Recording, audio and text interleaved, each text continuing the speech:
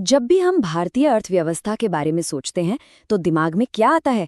एक तेजी से उभरती हुई शक्ति या फिर एक कृषि प्रधान देश? सच कहूं तो सच्चाई इन दोनों के बीच में कहीं है। तो आज हम इसी कॉम्प्लेक्स पहेली को सुलझाने की कोशिश करेंगे, बिल्कुल आसान भाषा में।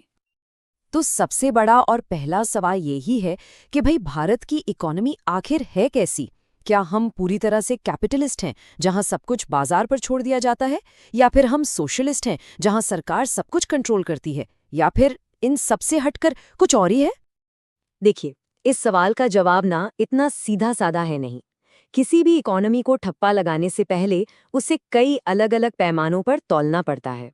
तो चलिए एक एक करके इन पैमानों को समझते हैं और देखते हैं कि भारत इन पर कहाँ फिट बैठता है।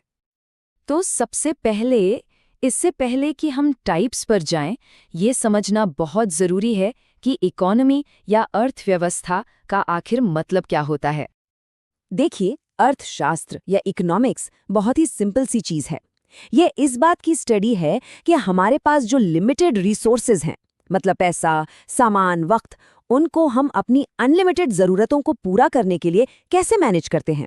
संसाधन कम, चाहते ज्यादा, बस इसी मैनेजमेंट का नाम है अर्थशास्त्र। तो चलिए अब आते हैं अपने पहले पैमाने पर, सरकार बनाम बाजार। किसी भी इकोनॉमी को समझने का सबसे पहला तरीका है ये देखना कि वहाँ बड़े फैसले कौन ले रहा है। क्या सरकार सब कुछ कंट्रोल कर रही है, या फिर बाजार की ताकतें यानी डिमांड और सप्लाई सब कुछ तय कर रही हैं? और पता है, ये जो बहस है ना सरकार और बाजार के बीच, ये कोई आज की नहीं है। इसकी कहानी बहुत पुरानी है। सब कुछ शुरू हुआ 1776 में, जब एडम स्मिथ ने कहा सब कुछ बाजार पर छोड़ दो और कैपिटलिज्म की नींव रखी।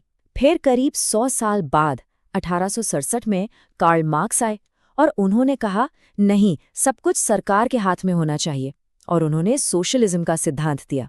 फिर आया 1929 का ग्रेट डिप्रेशन। दुनिया की अर्थव्यवस्था हिल गई और दोनों ही मॉडल पर सवाल उठने लगे। और बस इसी माहौल में 1936 में जॉन मेनार्ड कीन्स ने एक बीच का रास्ता निकाला, मिक्स्ड इकोनॉमी का।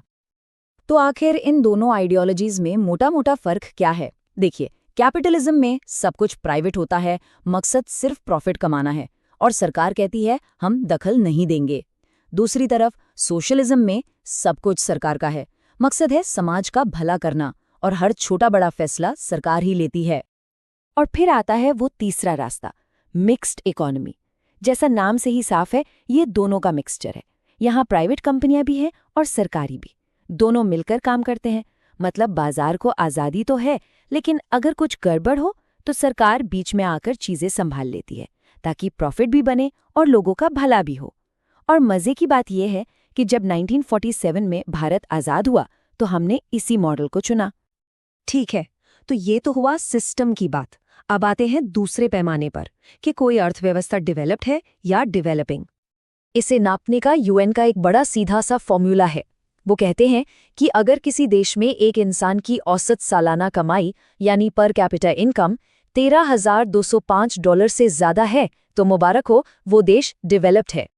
और अगर यही कमाई $1,086 से $13,205 के बीच में है तो उसे डेवलपिंग या मिडिल इनकम देश कहा जाता है। और हाँ, दुनिया के ज़्यादातर देश इसी कैटेगरी में आते हैं। और आखिर में, अगर पर कैपिटा इनकम $1,086 से भी कम है तो उस देश को अंडर डेवलप्ड माना जाता है। तो ये हो गया इनकम के हिसाब से एक साफ सुथरा बंटवारा। चलिए अब आते हैं हमारे तीसरे और शायद सबसे ज़रूरी पैमाने पर, अर्थव्यवस्था के 3 स्तंभ या 3 पिलर्स। भारत को सही से समझने के लिए ना ये वाला हिस्सा बहुत ही ज़रूरी है। तो ये 3 सेक्टर कौन से हैं? पहला, प्राइमरी सेक्टर, मतलब वो सब कुछ जो सीधा ज़मीन से जुड़ा है, जैसे खेती-बाड़ी, माइनिंग। दूसरा, सेकेंडरी सेक्टर, यहाँ प्राइमरी सेक्टर से मिले कच्चे माल को फैक्ट्रियों में प्रोसेस करके सामान बनाया जाता है, यानी मैन्युफैक्चरिंग। और तीसरा, टर्शरी सेक्टर, जिसे हम सर्विस सेक्टर भी कहते हैं। इसमें आती हैं सर्विसेज जैसे banking, IT, transportation, health care. अब देखिए, एक बड़ा ही फेमस इकोनॉमिक मॉडल है रोस्टोव का मॉडल। ये कहता है कि कोई भी देश जब तरक्की करता है तो वो एक रास्ते पर चलता है। पहले उसकी इकोनॉमी खेती यानी प्राइमरी सेक्टर पर टिकी होती है, फिर वो इंडस्ट्री यानी सेकेंडरी सेक्टर पर शिफ्ट होती है और आखिर में सर्विस सेक्टर पर। ये एक नॉर्मल रास्ता माना जाता है। लेकिन सवाल ये है कि क्या भारत ने भी यही रास्ता अपनाया? तो अब तक हमने जो भी थ्योरी समझी है, चलिए अब उसे भारत पर अप्लाई करके देखते हैं, और यहीं से कहानी बहुत दिलचस्प हो जाती है। भारत ने उस नॉर्मल रास्ते को फॉलो ही नहीं किया। हमने एक स्टेप, बीच का एक पूरा का पूरा स्टेप स्किप कर दिया। हम सीधे एग्रीकल्चर बेस्ड इकोनॉमी से सर्विस बेस्ड इकोनॉमी में कूद गए। बीच का जो मैन्युफैक्चरिंग वाला फेज था वो हमारा उतना मजबूत हो ही नहीं पाया जितना होना चाहिए था। शायद 90 के दशक की आईटी क्रांति ने हमें एक शॉर्टकट दिखा दिया और हम उस पर चल पड़े। अब जरा इन आंकड़ों को देखिए। ये भारत की जीडीपी यानी देश की कुल कमाई का हिसाब है। आप साफ साफ देख सकते हैं कि हमारी कमाई का 55% हिस्सा सर्विस सेक्टर से आ रहा है। इंडस्ट्री का हिस्सा करीब 27% है और खेती का सिर्फ 17-18%। लेकिन कहानी में ट्विस्ट अब आता है। जैसे ही हम कमाई की जगह रोजगार के आंकड़ों पर नजर डालते हैं, पूरी तस्वीर पलट जाती है।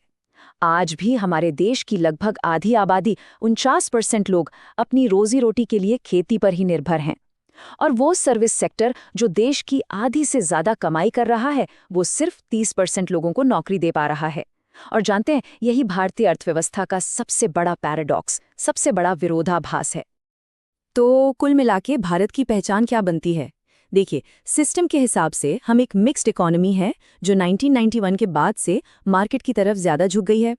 इनकम के हिसाब से हम एक डेवलपिंग लोअर मिडिल इनकम देश हैं और ह्यूमन डेवलपमेंट इंडेक्स यानी जीवन स्तर के मामले में हम मीडियम कैटेगरी में हैं।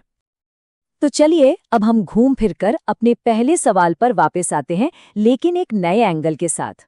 अगर भारत की 55% कमाई सर्विस सेक्टर से आती है, लेकिन आज भी देश के 49% लोग खेती पर निर्भर हैं, तो क्या भारत को अभी भी एक कृषि प्रधान देश कहना सही होगा? इस सवाल का कोई एक सीधा जवाब नहीं है, और शायद इसी सवाल में ही भारतीय अर्थव्यवस्था की असली कॉम्प्लेक्स पहचान छिपी है। इस पर सोचिएगा जरूर। जय हिंद, जय Bihar. Please like and subscribe.